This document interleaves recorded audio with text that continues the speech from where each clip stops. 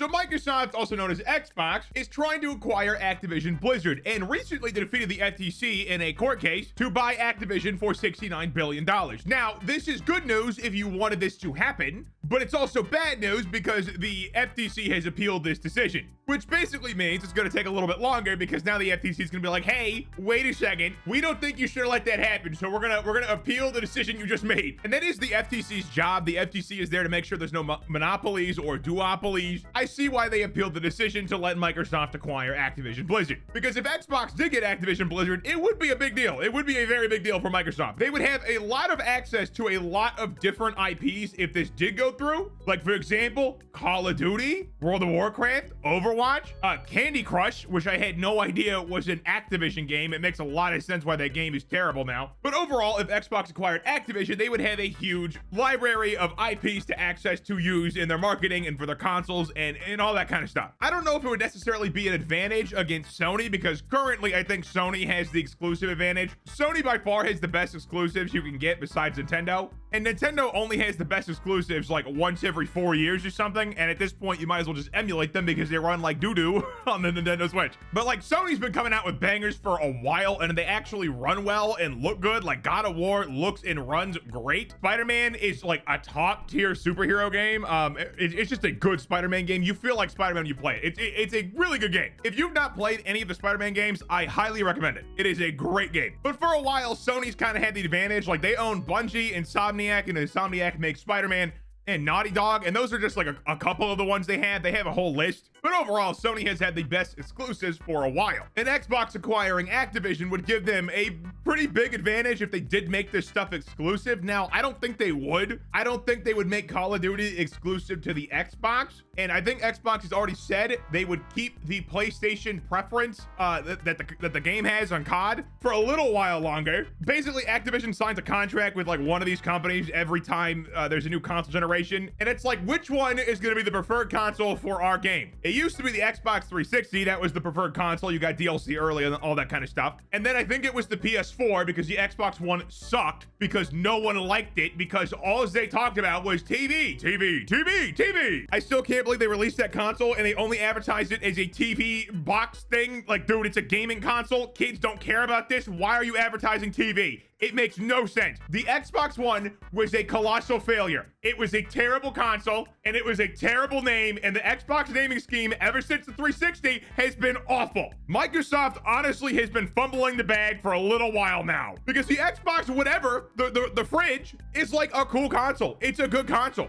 But like, I don't remember what it's called, because they had like 10 different names that are so similar to each other. But Xbox has stated that the preference that COD will have on the PlayStation will continue up until the contract is officially over. So if you play COD on the PS5 and you like getting your little exclusive deals, you get DLC early and all that kind of stuff, you should still have it at least until the next console, which I don't know when that's going to be, because these consoles are pretty powerful, honestly, and games are not getting that much harder to run. I mean, Starfield is a different story, because that game's gonna run like doo-doo.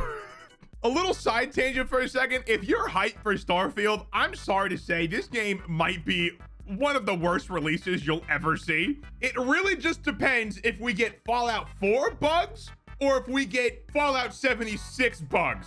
That's where this game will make or break it, because the system requirements for this game are insane. The minimum required for a PC is a Ryzen 5 2600 or an Intel i7 6800K and a 1070 Ti. That's the minimum requirements. The recommended is a 2080, an RTX 2080, and it's also locked to 30 FPS on the Xbox refrigerator. This game is gonna run like doo-doo, and depending on how buggy it is, this game is going to potentially just fail, because I don't see many people being able to run this game on a PC. Oh, and on top of that, it requires an SSD, and it requires 125 gigs of SSD storage. 125 gigs. We all know you didn't need to make the game that big. Just make it smaller, please. Like, I got like 8 terabytes of SSD storage, and you guys keep eating it.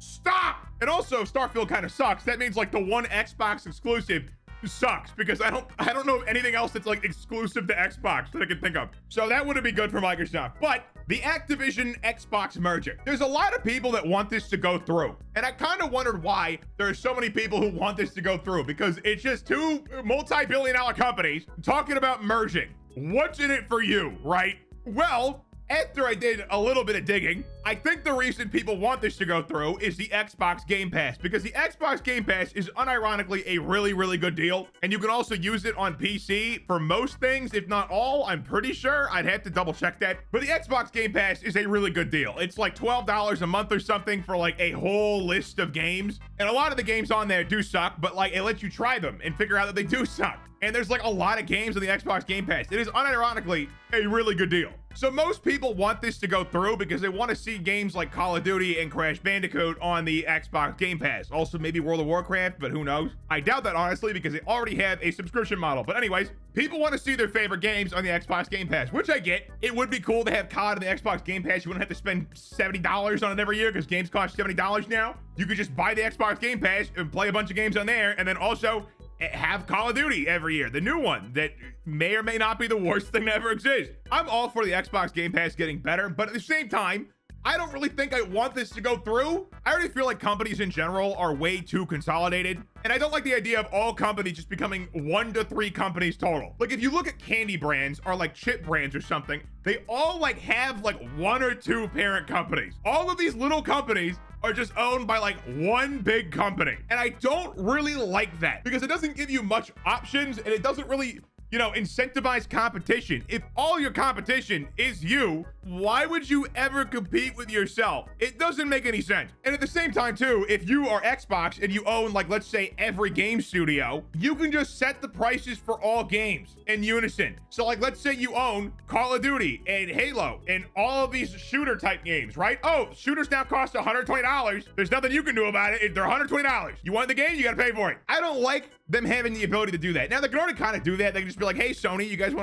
wanna make shooters $120? They could do that. Kind of like how they did with the $70 thing. They just all started doing it, everyone followed along. But I feel like that might be illegal. I'm not 100% sure if that exact method is legal or not. I could be wrong on that. I'm going off memory that I probably read 10 years ago, but I don't like the idea of Xbox owning a bunch of different IPs and controlling all these different IPs. I don't trust Xbox to be the good guy. I just don't. They're a company. They do things to make money. So I don't necessarily want them to have control over all these different IPs and just monopolize everything. I don't think they would, but I also don't want it to be a duopoly where Sony and Xbox just do everything. It sounds kind of boring, honestly. We already have a monopoly of the consoles. There's already 3, and there's not going to be any more for a while. Like, until we get some new VR thing that, like, is groundbreaking technology, we're not going to get anything new, I think, for a very long time. The newest player on the block for consoles is Steam with the Steam Deck. But Steam, or Valve, already has a lot of money. They're not like a small indie company making a new game console. They're already a tech giant that just makes money by selling games on Steam that they don't even have to make. They take 30%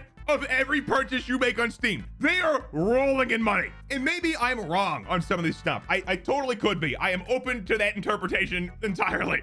I'm not an expert on this kind of stuff by any means. I'm just reading a couple of articles and I'm making an opinion based on that. So if I'm wrong, feel free to tell me, okay? I'm not opposed to being wrong in this situation. I just don't want it to be a duopoly situation. That's all I don't want. I don't care if I'm wrong about this because honestly, if I'm wrong, that's probably the best outcome. If it doesn't become a duopoly and Xbox Game Pass gets Call of Duty and a bunch of other games, I'm not gonna complain.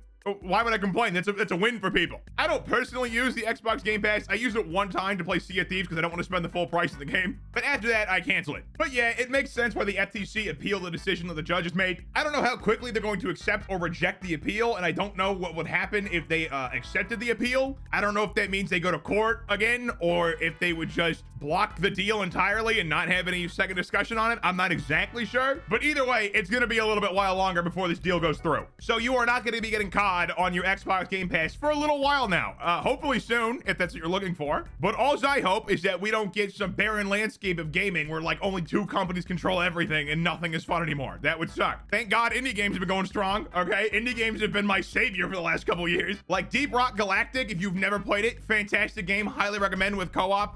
It's like Minecraft and Left 4 Dead had a baby. That game's fantastic. But what do you guys think? Let me know in the comments down below. Like and subscribe. Follow me on Twitter, @Spads1. Click the answer, check out more of my content, and have a good one.